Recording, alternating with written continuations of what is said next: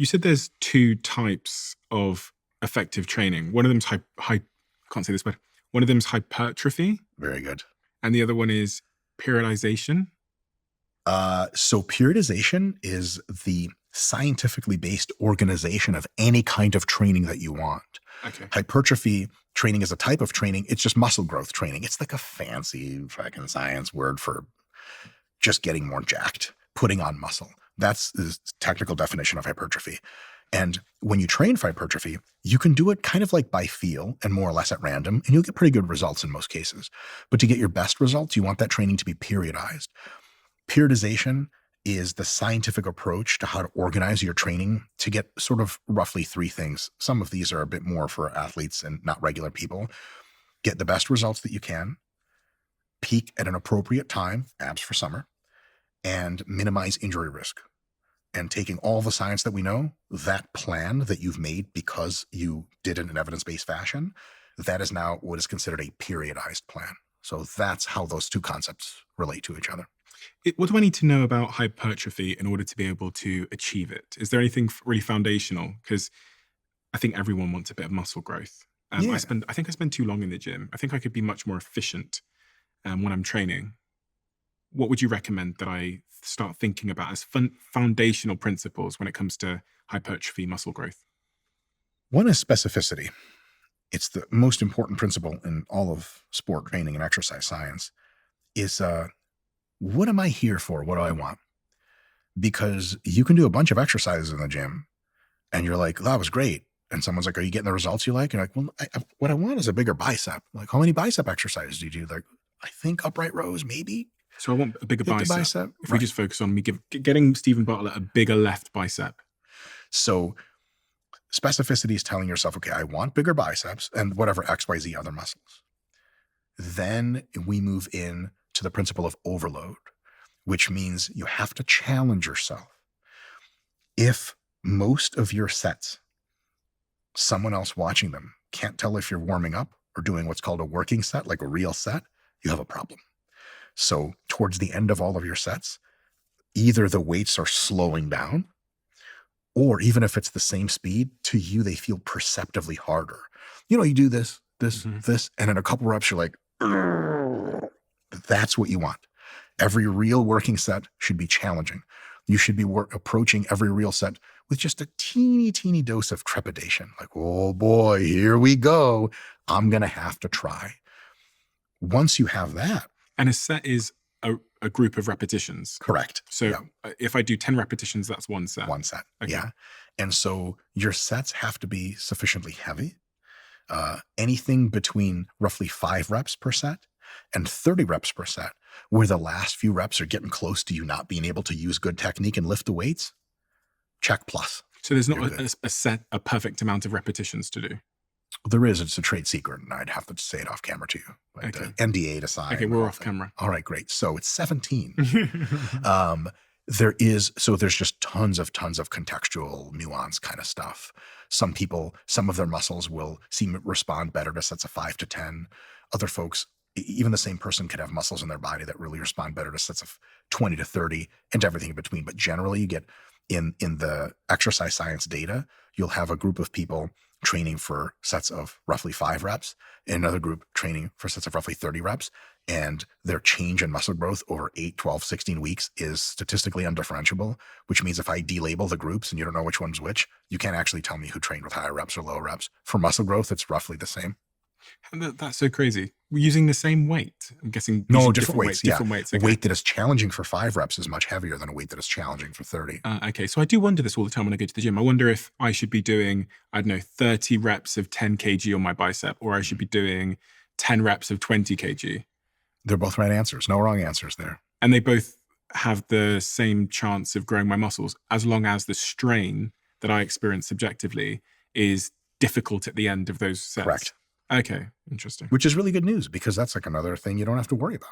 Which means at home I can get any range of weights versus having to get really, really big ones to grow my muscles. As long as they're not so tiny that you're on rep number 45 and you're like, I could just do this for forever.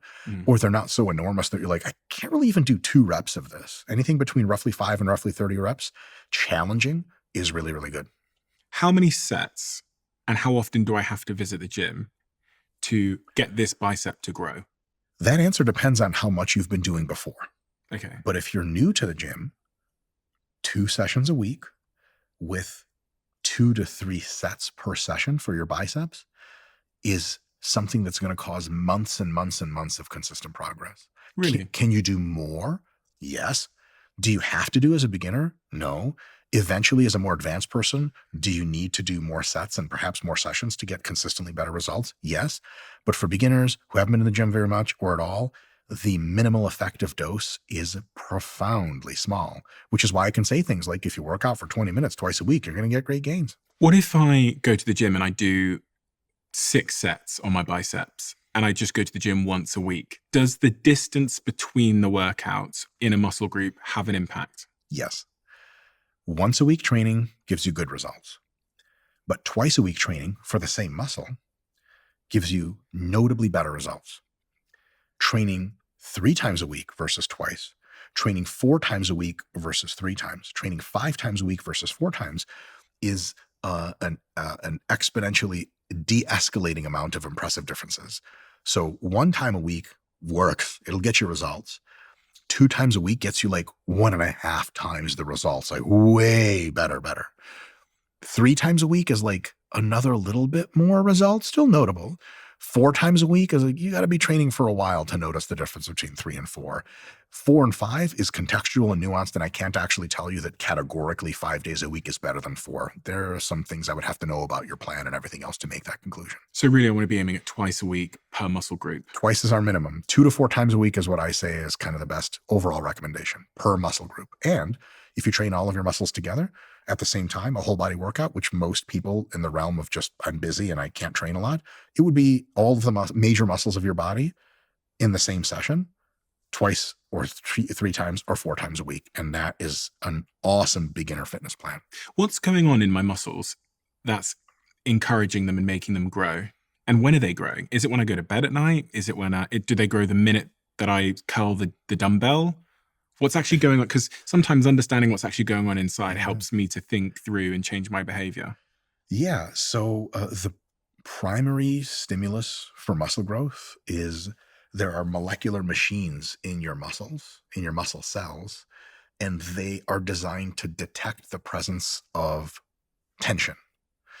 And when your muscles generate tension, the molecular detector machines go, ooh, we got tension here. And they start saying to other parts of the cells like, hey, let's get this muscle growth thing started. Started, not happening, started. It's a stimulus of muscle growth. There are a couple of other mechanisms which might/probably have an effect. And that a couple of them are metabolite sequestration, which is a very fancy way of saying the burn. You know, at the end of a set, you're like, the metabolites, the byproducts of training, if they accumulate to high levels, it's been shown in tons of animal studies and a few human studies that like mechanistically, they might also tell the molecular machinery that grows muscle for you again later to, hey, get the muscle growth process. Another one is the pump. So, you do a couple sets of biceps. You're like, oh my God, what's going on here, baby? Flash it at some girl. She runs away as usual. And the actual cell swelling itself might play a causal mechanistic role in generating more muscle growth. But we know it's probably at least 80% of the muscle growth anyone will see is because of those receptors for tension. Muscle growth, as soon as you leave the gym, is a negative because the gym is catabolic. It breaks down your muscle. Actually training breaks down more muscle than it builds. However, as you go home and you start eating food, protein, carbs, fats, and you have several meals per day and you're resting, when the food's coming in, several hours after training begins, if you measure muscle growth consistently, which is real difficult to do, they don't do it super often. You have to keep people in a laboratory. You have to do radioactive tracers and measure all this weird stuff.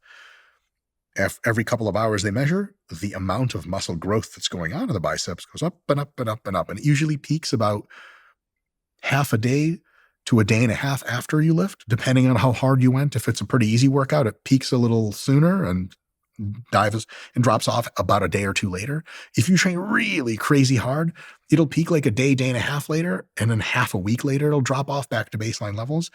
But it's this really smooth curve, and you're growing muscle at every single point under that curve. So when you say, is it while I'm sleeping? Is it while I'm eating? Is it while I'm resting? The answer is all of those. except it's not at the gym. You don't grow muscle at the gym. You give yourself a signal to grow muscle at the gym. And then what you do outside of the gym matters. So some people train really hard. They don't eat right. They don't eat enough protein. Their sleep is total, insert bad word here. And their stress levels are just totally psychotic. They train hard. And then week after week after week, they're like, not seeing any results. Well, the results are actually created when you're resting, when you're sleeping, when you're eating nutritious food. They're stimulated in the workout, but that's just phase one. Phase two, the actual growth occurs outside the gym, and it occurs not at any specific time point, like a magic window of 2 hours after the gym. Like that's when all the growth occurs. That's actually when it just starts to go up. It's 4 days afterwards. So if you train twice a week, you train on Monday, you're growing a lot of muscle on Monday night, Tuesday and Wednesday. Back towards the end of Wednesday, you're just not really growing much more muscle. You go back to the gym Thursday, you hit it hard again, you hit that curve up. By Sunday, you're totally relaxed. During Sunday, you're not growing any muscle. Your body's really recovering a lot of that fatigue. And then by Monday, you're fresh as a pickle and you're ready to go at it again. How long will it take me to lose the muscles that I've gained if I don't go back to the gym? So again, focusing on this bicep, I train it, I do 2 times a week, I get it nice and big. How long before it vanishes? Great question. 2-part answer. Part one is within about 2 weeks of not training it, the first reduction in muscle that is detectable by modern machinery occurs. So if you don't lift for 2 weeks and we put you in an MRI scanner or a DEXA scanner, let's say a week and a half you don't lift, I can't tell. You're not really losing any muscle yet. You're just going insane. And so me personally, I'm like addicted to lifting. So if I don't lift for a week, I'm like, oh my God, all my muscle's gone. There is some kind of intuitive truth to that, because when you don't stress your muscles, when you do stress your muscles, they get a little bit inflamed and they bulge up a little bit. So when you're not training for half a week to a week, your muscles look smaller, like they've lost weight, but it's really just all water that they lost. You do one gym session thinking like, oh my God, my biceps are gone. A week and a half later, you do one session. At the end of that, you flex and you're like, oh my God, I'm the biggest I've ever been. I was just delusional that whole time, because that stuff comes back super quick. After about 2 weeks of not lifting, we start to lose muscle, but it happens really, really slowly and takes weeks and weeks and weeks and weeks. After several months of not lifting, you're going to look considerably smaller in your biceps, but probably not as small as when you started lifting, because your muscles have a certain memory, if we can call it that. Is that true? That muscle Very memory true. thing? Oh, yeah. And so a lot of times when you gain an initial amount of muscle, especially if you've been at it for years, it just never goes back to the same size as when you started. It's just always going to be bigger until you reach your 80s or something like that. That being said, yes, you will notice reductions in size. So 2 weeks is the direct answer there. And it's going to take weeks and weeks and months to recede. However, here's part two, and this is awesome news. Because of that muscle memory situation, however long it took you to gain the muscles initially, it's going to take you an order of magnitude, a factor of 10-ish or so less time to get it back. If you've been more jacked before, if you've had bigger muscles, they come back to their old size. If you lifted for 8 months, you got a bigger bicep, and you stopped lifting for 3 months, and it looks about the same as when you started. If you're really careful, like, okay, it's a little bit bigger, but really it's just back to square one. Most people think, oh my God, another 8 months just to get back to where I started? Like, forget the gym. The truth is, after roughly about a month, maybe as little as 3 weeks, you're going to have the same size biceps that you did in your peak. Because the degree to which your tissue grows, if it's been a certain size before, especially if it was notably bigger than normal and you held that around for a few months and a few years, it comes back in a way that is so fast. If you experience it yourself, it's like you don't believe that it's happening to you. You Have they gain been able back. to like scientifically test this? Oh yeah, all the time. Yeah, retraining studies, detraining, retraining. Oh yeah, they've done studies where they purposefully like lift for a while and they stop lifting for a long time and they see how long it takes to get back. And there's one study I'm familiar with offhand that there's a group of people that trained consistently for multiple weeks, and there's another group of people that trained consistently for a few weeks and then took 2 weeks completely off in the middle and then just started retraining again for a few weeks later. Both groups had identically sized differences in muscle at the end of the study. And so you're like, okay, so So that group that trained consistently never took 2 weeks off. Could we say that they purposefully like dunked 2 weeks of their time away for nothing? Uh huh.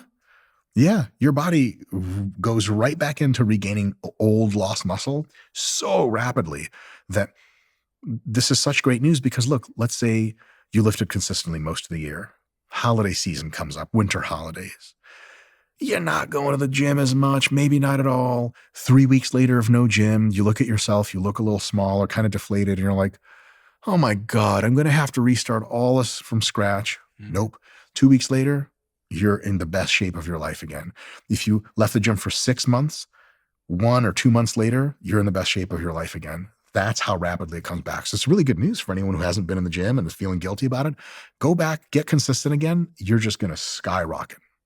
That is very exciting because yeah, Yeah. we always have. Sometimes it's the trough, the couple of weeks off that makes us demotivated. Because that's crossed my mind before. Oh my God, that took me 3 months to get there, and it's going to take me another 3 months to get back. But what about, so if I'm training that bicep, how have I got to think about stretching and warming up before I get going with my training? There are many ways to do it, but there's some research on this recently, actually. You don't need much. One of the simplest ways to warm up that we recommend at RP, and our app has it in the instructions.